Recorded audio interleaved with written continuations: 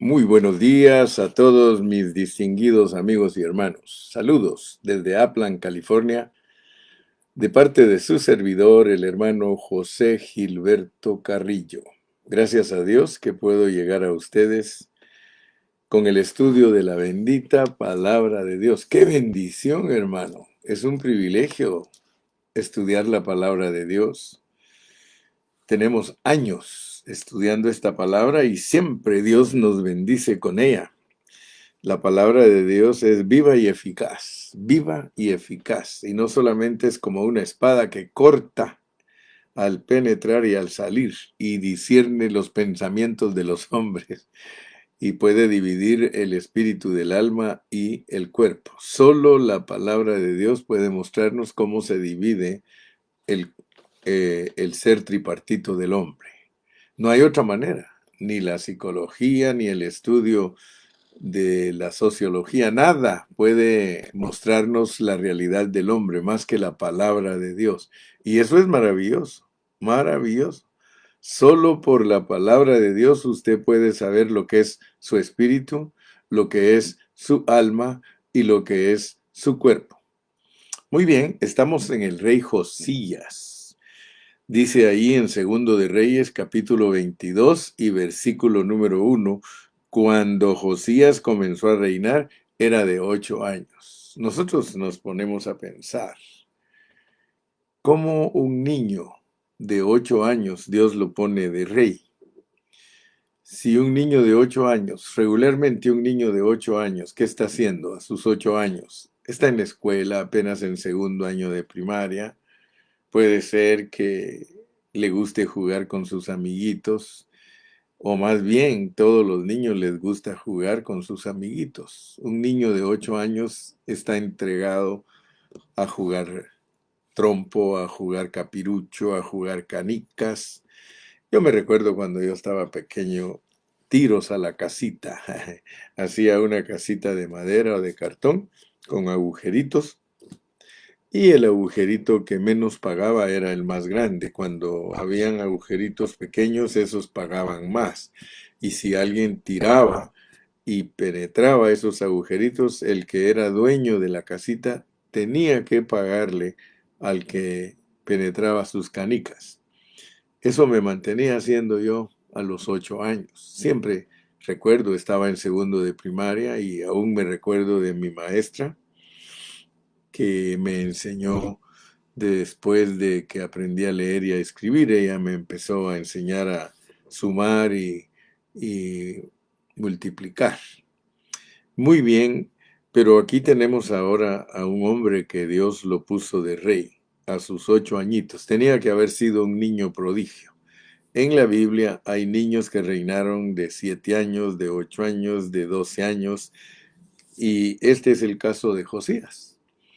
Estas son las historias que Dios nos pone en su palabra para que nosotros entendamos cosas profundas, para que entendamos todo lo que Dios nos quiere revelar. Dios usa un método que es muy precioso: alegorías, sombras, metáforas, parábolas. Aun cuando Cristo vino a la tierra, Él continuó ese mismo método de enseñanza. Entonces, ya nos introdujimos dos mensajes antes acerca de la edad de este rey, que 8 años significa el número 8, un nuevo comienzo o resurrección, lo cual lo comprueba el 31, porque gobernó 31 años.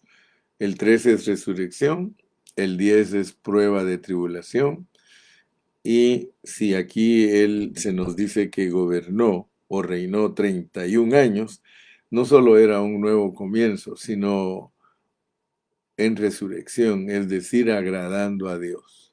Y por eso es que dice el versículo 2, e hizo lo recto ante los ojos de Jehová, y anduvo en todo el camino de David su padre, sin apartarse a derecha ni a izquierda. Entonces podemos darnos cuenta pues que la medida de los reyes era el rey David.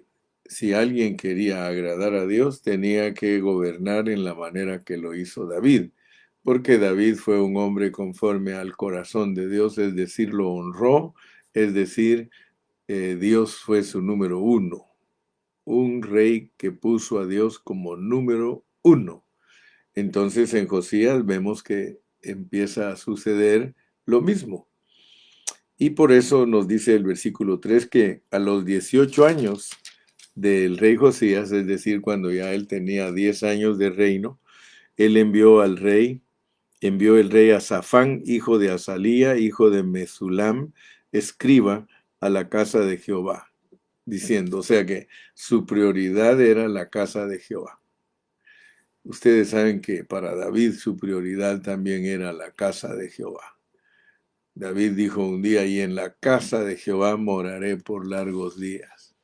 O sea que para David no había nada más importante que el templo. Por eso Dios lo reconoció como, como un hombre que le honraba. Fíjese que a los 18 años él ya estaba interviniendo en los asuntos del templo, de la casa de Dios, de la casa del Padre, de la casa de Jehová, a los 18 años. Ahora pensemos qué hace un joven a los 18 años. Yo conozco jóvenes que a los 18 años lo que están pensando es irse de su casa. Aquí en Estados Unidos tienen esa costumbre los americanos que cuando un joven llega a los 18 años, él quiere irse de su casa, liberarse, ser independiente. Y por eso es que muchos de ellos fracasan porque se van de su casa, de la tutela de sus padres, quienes los aman y los han cuidado, y ellos prefieren ser independientes y resultan desviándose del camino en drogas, en vicios, en cosas que no les edifican, y empiezan desde jovencitos a desperdiciar su vida, no a cuidarla en una forma que honren a Dios. Le doy gracias a Dios porque yo a los 18 años yo estaba en casa y estaba estudiando y por todos los medios traté, por la gracia de Dios, traté de obedecer a mi mamá, que me aconsejaba siempre, y yo estaba en la iglesia. Yo tenía un corazón para la casa de Dios también.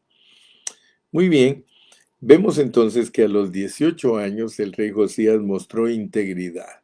Él mostró eh, un deseo ferviente de servir al Señor. Y vemos que de repente a los 18 años empezó a decir que el dinero que se recogía en la casa de Jehová, que se le diera a los varones que estaban encargados de la obra de cuidar el templo, de reparar sus grietas, de hacer los trabajos para mantener el templo en una forma adecuada para que el pueblo de Dios se acercara. Y nosotros vimos que esto nos muestra a los cristianos del Nuevo Testamento una aplicación, que es que todos los que hacemos la obra de Dios, Dios nos bendice económicamente para que ayudemos a los hermanos, ¿verdad? Es una profesión que no muchos quieren. Muy pocos estudian psicología para ayudar a las personas y muy pocos siervos de Dios se dedican a la palabra para pastorear a la gente y guiarla por la palabra de Dios. Así que tenemos un privilegio muy grande, todos aquellos que Dios nos ha escogido para que guiemos a la gente, para que instruyamos a la gente. Y ese trabajo dice que no solamente tiene una bendición en esta vida, sino que también tiene una bendición en la vida eterna. Así que vale la pena y no es en vano el trabajo de Dios. Yo me siento muy contento y muy satisfecho de ser un hombre que guía a la gente espiritualmente. Así que después de eso, mire, yo quiero que usted vea en el versículo 8, porque estamos en Segunda de Reyes 22.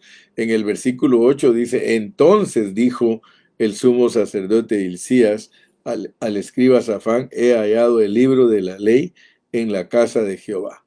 Entonces, siempre tomemos en cuenta el pero, el entonces, el luego, que la Biblia dice, ¿verdad? Entonces, dice el versículo 8, entonces, Esa es una preposición que nosotros debemos de entender que no fue sino hasta que el rey tuvo 18 años y que mostró el interés en la casa de Dios, que entonces dijo el sumo sacerdote Hilcías al escriba Safán, he hallado el libro.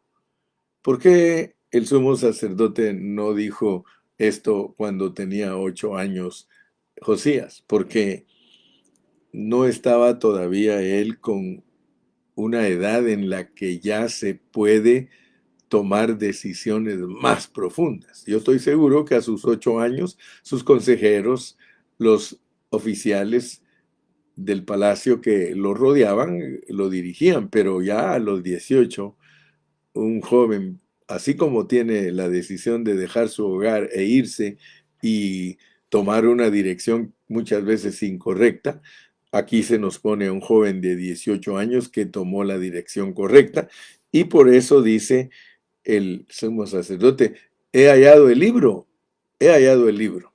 Y ayer tomé, o antier tomé tiempo para hablar de lo que significa hallar el libro. Fíjese que nosotros los cristianos del Nuevo Testamento hemos leído expresiones de Dios tales como en su luz veremos la luz. Perdón, en su luz veremos la luz.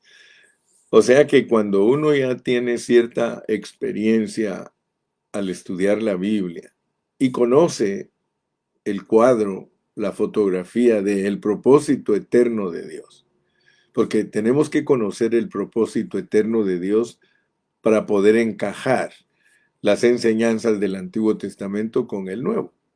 Si alguien no tiene experiencia para encajar las enseñanzas del Antiguo Testamento con el Nuevo, le va a ser muy difícil poder ver lo que Dios se ha propuesto. Por eso les dije ayer que nunca se nos olvide que la Biblia, como una unidad completa, solo habla de tres cosas: del Padre, del Hijo y del Espíritu Santo. Pero muchos, al no estudiar en una forma adecuada, en una forma certera, en una forma sobria, ignoran de que el Padre Celestial tomó a Israel como su esposa, que Cristo al venir a esta tierra, lo importante es entender que es Dios hecho carne, lo cual pues tristemente muchos no entienden eso, a pesar de que la Biblia está tapizada de enseñanzas del tabernáculo, porque lo que Cristo vino a hacer a esta tierra fue tabernaculizar. O sea que Él tomó cuerpo de hombre, como dice Hebreos 2:14, que por cuanto los hijos participaron de carne y sangre, Él también participó de lo mismo.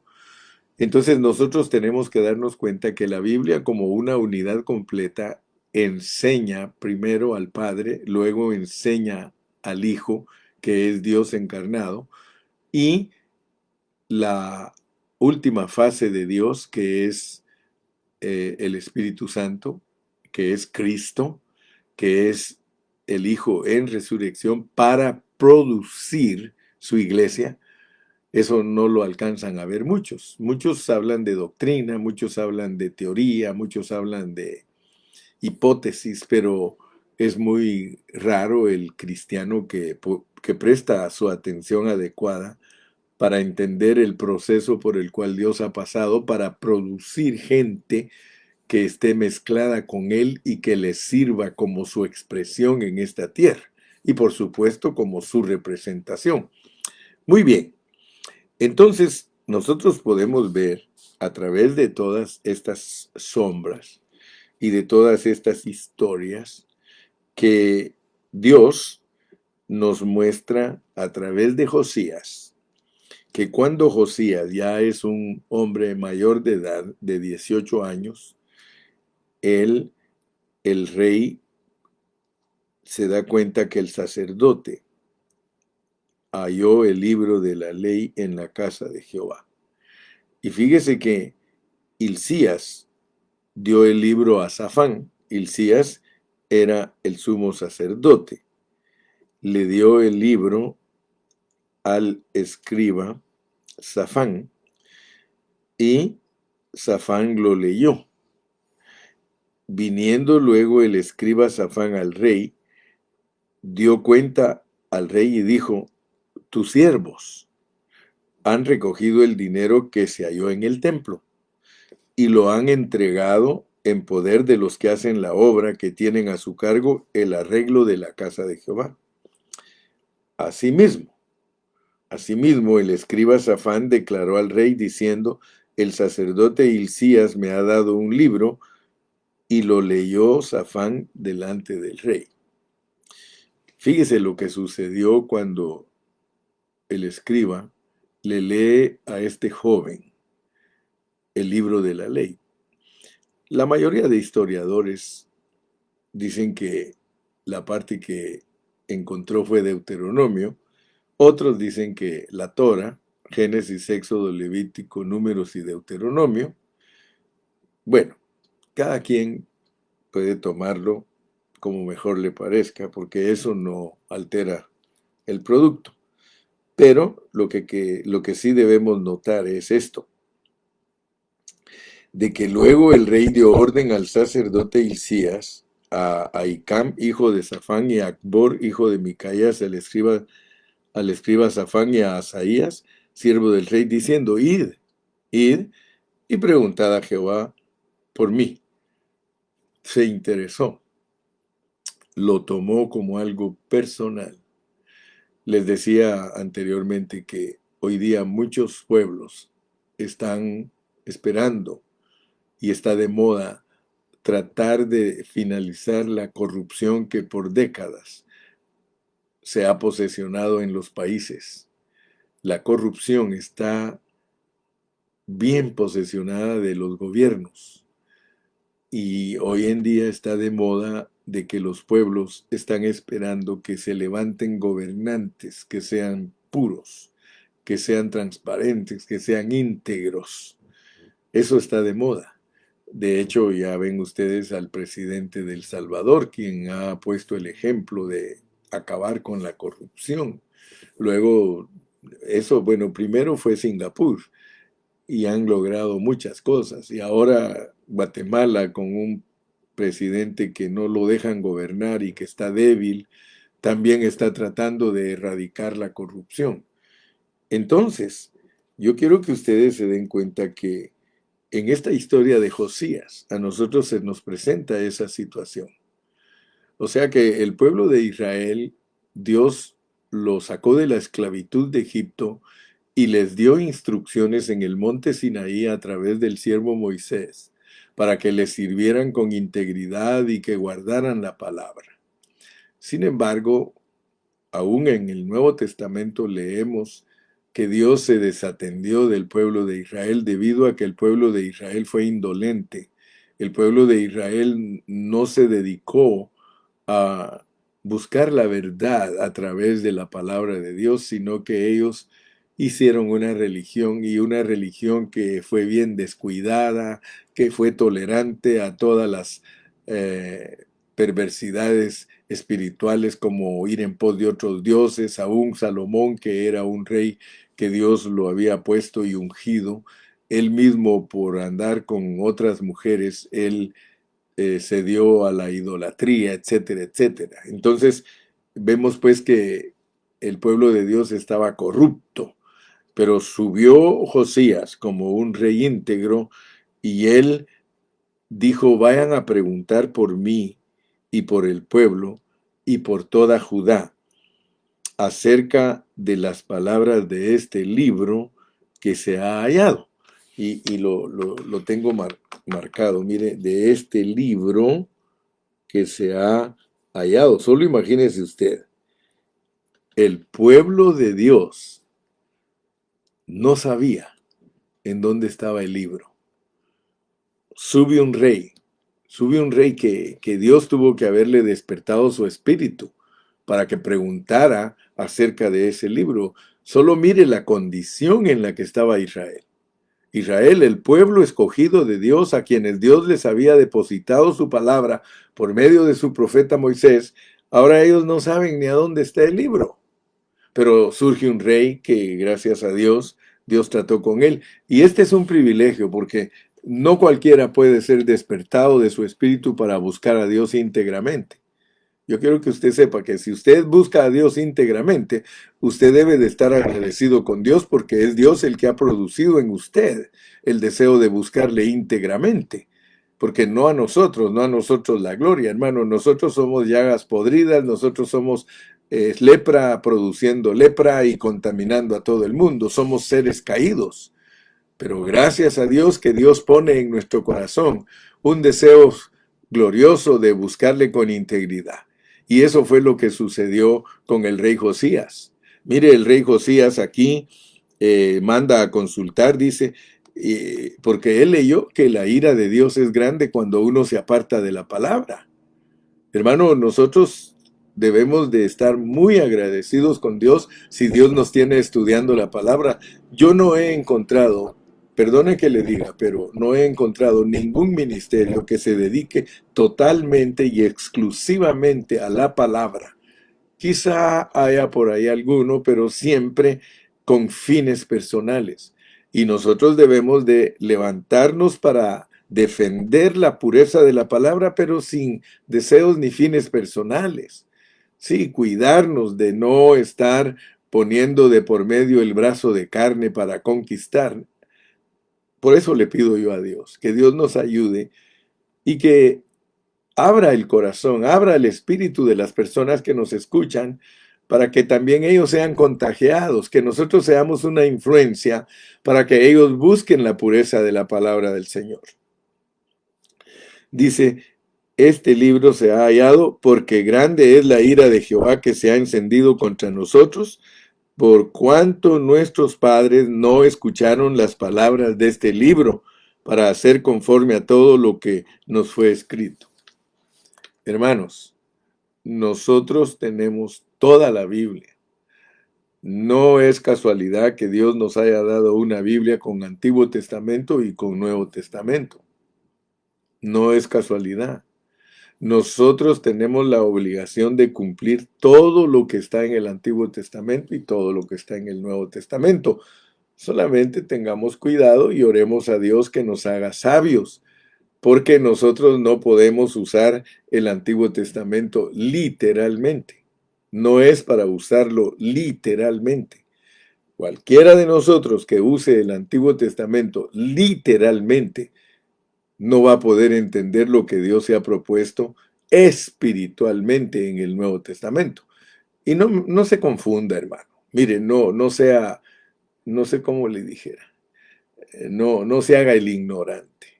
No se confunda, sea sobrio, sea dueño de sí mismo. Yo no estoy diciendo, hermano, porque algunos nos critican al decir que nosotros no estamos llamados a cumplir literalmente el Antiguo Testamento. Entonces dice, entonces si el Antiguo Testamento dice no robarás, entonces puedes robar. No estamos diciendo eso, por favor. Disculpen, no estamos diciendo eso. Estamos diciendo que Dios dio la letra del Antiguo Testamento para entender asuntos espirituales que son más elevados. Por ejemplo, la fornicación en el Antiguo Testamento es una fornicación literal. Sin embargo, en el Nuevo Testamento lo más profundo es no caer en la fornicación espiritual. Y quiero decirle que cuando uno entiende el Nuevo Testamento, porque el Nuevo Testamento es vivir a una persona. El Nuevo Testamento, y lo voy a repetir 1000 veces, el Nuevo Testamento es vivir a una persona. El Nuevo Testamento es vivir a una persona. El Nuevo Testamento es vivir a una persona. No son mandamientos ni letras escritas en tablas de madera ni en tablas de piedra. Eso es la ley. En el Nuevo Testamento los mandamientos están escritos en nuestro corazón.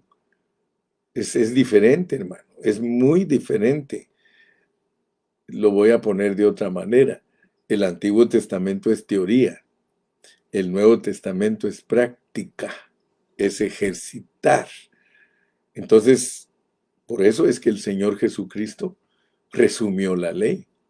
Él dijo que la ley se resumía en amar a Dios con todo el corazón, con toda la mente y con toda la fuerza, y al prójimo como a nosotros mismos. Y dijo, en estos dos mandamientos se resume toda la ley. ¿Por qué?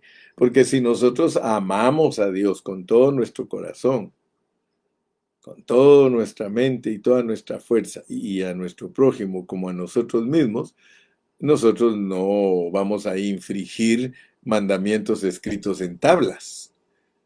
Además, el apóstol Pablo nos instruye en una forma profunda, porque Pablo dice que si usamos legítimamente la ley, o sea, usar legítimamente la ley, usarla legítimamente es entender que ella solo nos revela quién es Dios, quiénes somos nosotros y que Dios nos quiere capturar, es decir, que Cristo viva a través de nosotros todo lo que Él se ha propuesto. Pero eso no tiene nada que ver con religión. Una religión es tratar de mejorar y tratar de apegarse a lo escrito. Hermano, no es esa la forma que Dios revela el Nuevo Testamento. Por eso, entonces vamos a entender a Josías. Entender a Josías es entender que esa historia es para que nosotros, al encontrar el libro, al encontrar el libro, consultemos a Dios en una forma humilde. Mire, es tremendo. Si usted lee el versículo 18 y el 19 de aquí de segundo de Reyes, dice, mas el rey de Judá que os ha enviado para que preguntaseis a Jehová, diréis así. Así ha dicho Jehová, el Dios de Israel, por cuanto oíste las palabras del libro y tu corazón se enterneció. Esto, hermano, a mí me impacta profundamente, porque Dios me ha dado esa bendición a mí, que mi corazón se enternezca. Mira esa palabra, por favor. En esta mañana medita en esta palabra, que cuando tú escuchas que nuestros padres han abandonado la verdad, cuando tú escuchas que la iglesia de Cristo se ha pervertido, cambiando el mensaje y quitando a Cristo del centro y circunferencia de la enseñanza bíblica, que se enternezca tu corazón porque escuchaste que no estamos complaciendo a Dios. Regularmente, hermano, cuando a uno lo exhortan, uno se enoja. ¿No ve que hay un dicho que dice la verdad duele, pero sana?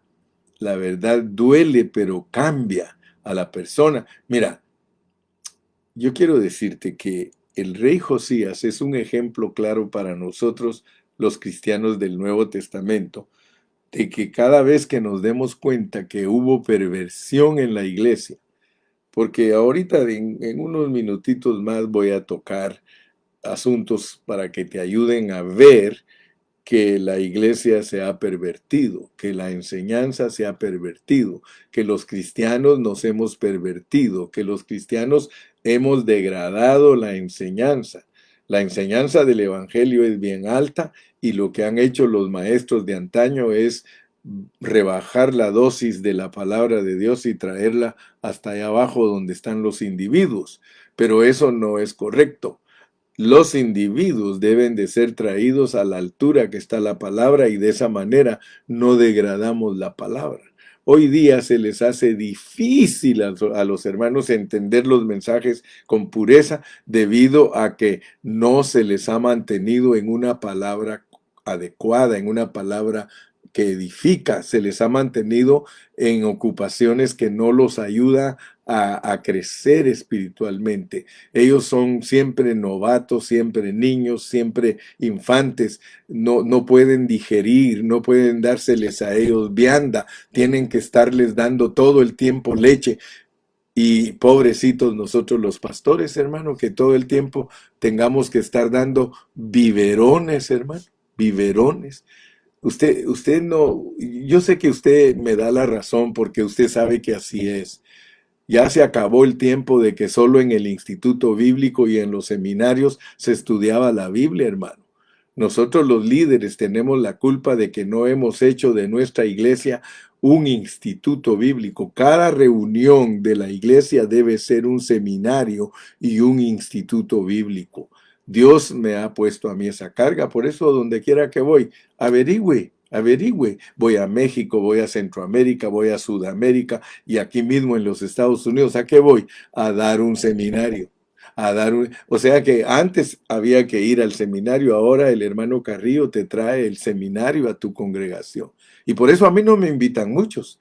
¿Por qué? Porque les voy a deshacer todas sus estructuras infantiles y eso duele, hermano. Cuando uno llega a un lugar y deshace todas las estructuras infantiles que han establecido los siervos de Dios, se enojan. ¿Por qué? Porque la gente se les va a ir. La gente se les va a ir. Mire, hemos experimentado con Iván. Iván me acompaña a mí a muchos lugares a predicar la palabra y siempre me dice, Iván, ya notó que todos los hermanos quieren, pero el pastor no. Sí, Iván, le digo, así es el asunto. Todos los hermanos quieren porque ellos tienen hambre de la palabra, pero los pastores no tienen hambre de la palabra. Los pastores están hartos, los pastores están hinchados, los pastores no quieren saber nada de la verdad. Ellos lo que quieren es sus diezmos. Ellos lo que quieren es siempre mantener un ingreso. Por eso tenemos que pensar bien a lo que Dios nos ha puesto a hacer, porque Dios nos ha puesto a instruir a su pueblo. Dios nos ha puesto como buenos pastores. Lea Jeremías. Si usted lee Jeremías, lea Ezequiel, va a ver que Dios va a levantar pastores que de verdad amen a las ovejas. Yo amo a las ovejas, por eso los quiero instruir, por eso les quiero enseñar. Hermano, a mí no me importa ninguna otra cosa. Josías encontró el libro y cuando él encontró el libro, él consultó con Dios y se enterneció. Ojalá que algún siervo que me escuche se enternezca al ver la situación de que el pueblo de Dios no está madurando, el pueblo de Dios no cambia. Tú eres testigo, las localidades, las iglesias son puros problemas, peleando el uno con el otro, no hay crecimiento espiritual. ¿Por qué? Porque no hay pureza de la palabra. Cuando se levanten los Josías, entonces ellos van a consultar y mire lo tremendo. Mandó a consultar y él sabía que era una mujer la que tenía que aconsejarlo. Era Hulda la profetisa. Quiero decirles, miren, hermano, cuando en una iglesia los hombres no se dejan usar, Dios levanta a las mujeres. Y por eso yo le doy gracias a Dios. Miren, en la localidad donde nosotros estamos, si podrán decir, ustedes son mandilones. No, mi hermano.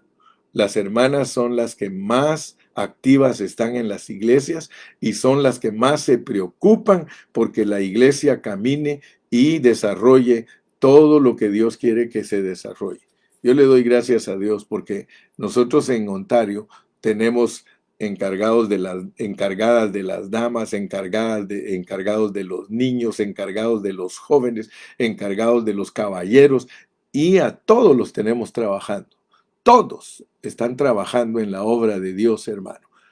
Y nuestra carga es perfeccionarlos. Si no se enternece tu corazón al ver la condición de tu congregación que no están adelantando, porque tú sabes que no están adelantando. Tú sabes porque tú conoces a los hermanos, por eso es bonito. Una iglesia pequeña es la iglesia manada pequeña donde se vive la vida de la iglesia. Y ahí es donde todos nos conocemos, no en una mega iglesia. En una mega iglesia ni siquiera saben quién eres tú. Sí, pero en una congregación, yo siempre les he dicho, hermanos, cuando hay una congregación de 250 hermanos, todos nos conocemos, todos convivimos. Es más, hasta sus grupitos hacen los hermanos, porque hay algunos que son más carnales que otros, y los carnales siempre buscan juntarse con los carnales, pero los espirituales buscan cómo juntarse con los espirituales. Josías mandó a consultar y era Hulda, una profetisa, la que les mandó a decir lo que tenían que hacer. Así que esto es tipo de la iglesia. La mujer es la iglesia. Cuando nosotros consultamos a las autoridades que Dios ha establecido, primero quiero decirte, si no tienes una iglesia donde hay ancianos y tú haces lo que te da la gana, ahí no vas a prosperar. Tienes que estar en una iglesia donde hay autoridades, donde hay ancianos, donde los pastores no son dictadores, sino que son consejeros en la multitud de los consejeros. En la multitud de los consejeros está la sabiduría. Yo no presumo, hermano, porque yo lo que menos quiero es manipular a los hermanos. Yo no quiero manipular, yo quiero que los hermanos que están alrededor mío estén allí por una convicción. Están convencidos de que estamos haciendo la voluntad de Dios. Entonces este era Josías. Josías, Hulda le mandó a decir lo que tenía que hacer y él se enterneció. Se enterneció. Qué lindo esta palabra, mire, dice, por cuanto oíste las palabras del libro y tu corazón se enterneció y te humillaste delante de Jehová cuando oíste lo que yo he pronunciado contra ese lugar y contra sus moradores, que vendrán a ser asolados y malditos, y rasgaste tus vestidos y lloraste en mi presencia. Hermano, ¿se imagina usted un jovencito de 18 años, judío, rasgándose los vestidos, hermano? Hoy día, mire, las mujeres y los jóvenes cargan los pantalones rotos, pero no por rasgárselos de vergüenza, sino al contrario, ellos están a la moda, andan con pantalones con hoyos. Yo no sé esa moda, hermano, que representa una pobreza, hermano. Porque yo me recuerdo, y quiero, no te ofendas, por favor, pero cuando yo andaba con mis pantalones rotos, a mí me daba vergüenza. Hoy día la gente tiene una mentalidad totalmente cambiada. Se sienten orgullosos con todos los hoyos en sus pantalones. Las mujeres hasta enseñan, mire, ya casi enseñan sus ropas interiores. Por aquí un hoyón para que los hombres volteen. Es como abriendo ventanas, hermano, a la desnudez. Y qué tristeza da eso, hermano. Da tristeza porque la mentalidad de los jóvenes de hoy está totalmente cambiada. Gracias a Dios por Josías, hermano. Josías nos muestra que en la juventud uno puede servir a Dios de todo corazón, pero hay un mensaje más profundo. Y el mensaje profundo es que nosotros nos guiemos por el consejo de las autoridades que Dios nos ha puesto. Las autoridades representan la iglesia. Acuérdese, así dice Santiago, ¿está alguno entre vosotros alegre? Cante salmos. ¿Está alguno entre vosotros enfermo? Llame a las autoridades de la iglesia. Las autoridades de la iglesia son las que tienen que orar por los enfermos, porque muchas veces los hermanos están enfermos porque han desobedecido a las autoridades puestas por Dios. De hecho, eso es lo que enseña el apóstol Pablo cuando ministra la cena. Lea bien 1 Corintios 11 y dice, en esto no os alabo. ¿Por qué? Porque la mayoría de cristianos están enfermos porque se conducen en la vida de la iglesia en una forma indigna. ¿Qué es conducirse en la vida de la iglesia en una forma indigna? Significa no respetar a los hermanos, no amarlos. Por eso es que tuvo que Pablo poner orden en Corinto, porque ellos no respetaban a los hermanos pobres. Ellos, los que tenían más comodidad, se recreaban con sus comidas y hasta se emborrachaban, mientras que los pobres no tenían nada que comer. Bueno, entonces, y ese entonces está aquí, mira, Segundo de Reyes 22:8, entonces, pero ahora entramos al 23. Entonces. Y pues ya los pocos minutos que me quedan el día de hoy, yo quiero que veas que dice, entonces el rey mandó reunir con él a todos los ancianos de Judá y de Jerusalén. Si tú me pones atención a las enseñanzas, si eres un discípulo que ha estado escuchando este ministerio por años, te vas a dar cuenta que Dios nos quiere dar una lección bien profunda a través de Josías. ¿Te recuerdas que desde Roboam se dividió el reino? O sea que el reino estuvo unido con Saúl, con David y con Salomón, y ellos gobernaron a Israel como un reino unido por 120 años, lo cual es sombra de los primeros 120 años de la iglesia. Porque todo lo que es sombra en el Antiguo Testamento sirve para entender la realidad del Nuevo Testamento. Así que por 120 años la iglesia cristiana del Nuevo Testamento fue una unidad. Lo mismo sucedió con Israel, Judá y Jerusalén. Tú sabes que Judá es el reino del sur y Jerusalén es el reino del norte. Es la división que viene desde Roboam, el hijo de Salomón. Ahora, la lección espiritual profunda para nosotros es que el corazón de del rey Josías es un corazón normal, es un corazón enternecido que busca la unidad del pueblo de Dios. Hoy día nosotros tenemos un problema bien serio. Nosotros vivimos en ciudades donde hay muchas congregaciones y lo que menos nosotros exhibimos en esa ciudad es la unidad. Nosotros pareciera que todos los cristianos estamos en competencia. De hecho, eso es el hombre natural. El hombre natural hace que todas las iglesias estén en competencia. Hay bautistas, presbiterianos, pentecostales, metodistas, etcétera, etcétera, etcétera. Y según ellos eso es el cuerpo de Cristo, porque teóricamente lo dicen. Es que todos nosotros componemos el cuerpo de Cristo. El asunto es de que no hay un corazón enternecido, porque Josías, que era un hombre con corazón enternecido, al ver la decadencia de la iglesia, él buscaba la unidad de Judá y de Jerusalén. Hermano, gracias a Dios, mire, este es su servidor, el hermano Carrillo, ama la unidad del cuerpo de Cristo. Ustedes tal vez me han oído predicar. Yo amo a todos los hermanos que son lavados con la sangre de Cristo. ¿Qué diera yo porque fuéramos uno en todas las ciudades? ¿Qué diera yo, hermano, porque cada ciudad expresara la unidad de Cristo para que los impíos, para que los que no nos aman, se dieran cuenta cuán unidos somos? Pero el problema que tenemos es que todos los impíos nos juzgan. Los impíos nos juzgan y ellos dicen, esos cristianos son las personas más desunidas que yo he conocido. Hablan de los chinos ayudan a los chinos. Hablan de los árabes ayudan a los árabes. Pero los cristianos estamos en competencia. Tristemente no sabemos lo que es, mire, reunir con él a todos los ancianos de Judá y de Jerusalén. Los ancianos representan al liderazgo, hermano. En el liderazgo es donde comienza la unidad, hermano.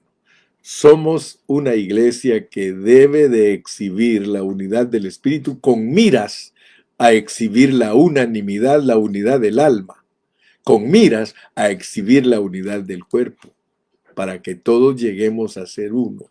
Mire, solo en este versículo número 1 me puedo acabar los minutos que me quedan.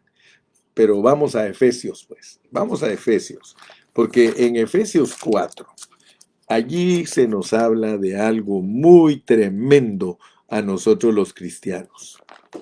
Fíjese que aquí en Efesios 4, en el versículo 13, yo quiero que usted vea lo que dice, porque le dije que en la luz tenemos que ver la luz. Si nosotros no sabemos aplicar el Antiguo Testamento con el Nuevo, nosotros no estamos pegando en el centro. Tenemos que saber lo que significa que el rey mandó a reunir con él a todos los ancianos de Judá y de Jerusalén. Porque estamos hablando de dos reinos, el del norte y el del sur y el del norte. Dice en el 4:13 de Efesios, hasta que todos lleguemos a la unidad de la fe y del conocimiento del Hijo de Dios, a un varón perfecto, a la medida de la estatura de la plenitud de Cristo. Fíjense que estos versículos, muchos los leen pero no los entienden. Muchos los leen pero no los entienden. La unidad es de la plenitud de Cristo o para la plenitud de Cristo. Quiero que usted se dé cuenta. A la medida de la estatura de la plenitud de Cristo. O sea que hay una estatura para el cuerpo de Cristo. La plenitud de Cristo es la iglesia. La plenitud de Cristo es la iglesia. ¿No me cree? Léalo conmigo aquí mismo en Efesios 1, 21 y 22. Sobre todo principado, 22 y 23. Efesios 1, 22 y 23. Y sometió todas las cosas bajo sus pies y lo dio por cabeza sobre todas las cosas a la iglesia, la cual es su cuerpo, la plenitud de aquel. O sea que yo te estoy hablando en una forma contextual. Yo te estoy hablando en una forma hermenéutica, la palabra de Dios en su pureza. La palabra de Dios en su pureza es que la iglesia es la plenitud de Cristo, es la expresión de Cristo. Así como mi cuerpo es la plenitud de mi cabeza, porque mi cabeza soy yo, pero mi cuerpo es mi plenitud, la cual me sirve para expresar en plenitud lo que mi cabeza piensa. Asimismo, Cristo es la cabeza y la iglesia es la plenitud. Ahora mira, la plenitud tiene una estatura. Hasta que todos lleguemos a la unidad de la fe. Eso es para mostrar la estatura.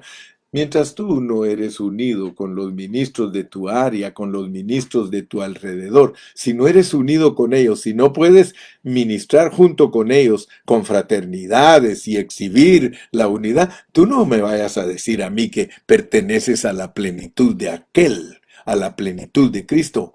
Hermano, yo he llegado a ciudades donde los ministros ni siquiera quieren saber el uno del otro. Están haciendo todo lo contrario que manda la palabra de Dios. Mire, eso es perder el libro. Eso es perder el libro, mi amado ministro. Tú has perdido el libro y no quieres reconocer que ese libro tiene que ser encontrado. En un pueblo, especialmente en un pueblito pequeño donde hay 3 congregaciones, hermano, ¿por qué hemos de estar separados el uno del otro? Si todos podríamos hacer una fiesta, y en eso alabo a Ocotlán, porque Ocotlán, yo les he puesto a ustedes ejemplos de cristianos. Eso tiene Ocotlán, que Ocotlán respeta a todos los cristianos, hacen su desfile anual, sacan sus carrozas, exhiben a Cristo en la unidad y no andan pensando en que este es de esta denominación y que este es de la otra. Mire, no estoy hablando de un ecumenismo natural y carnal, no. Estoy hablando de un ecumenismo verdadero y genuino, que son la unidad de los cristianos genuinos. Mira, que Dios te bendiga en esta mañana, Dios te guarde, y recuérdate dónde nos quedamos, porque mañana vamos a continuar. Entonces el rey mandó reunir con él a todos los ancianos de Judá y de Jerusalén. Ahí nos quedamos. Después de consultar a Dios, que es consultar a la multitud de consejeros, nosotros tenemos que unir al pueblo de Dios. Que Dios te bendiga. Despídete. Yo espero que Dios te haya bendecido y que hayas compartido tu página para que este mensaje llegue a otros y que Dios les enternezca su corazón. Hasta la próxima. Despídete.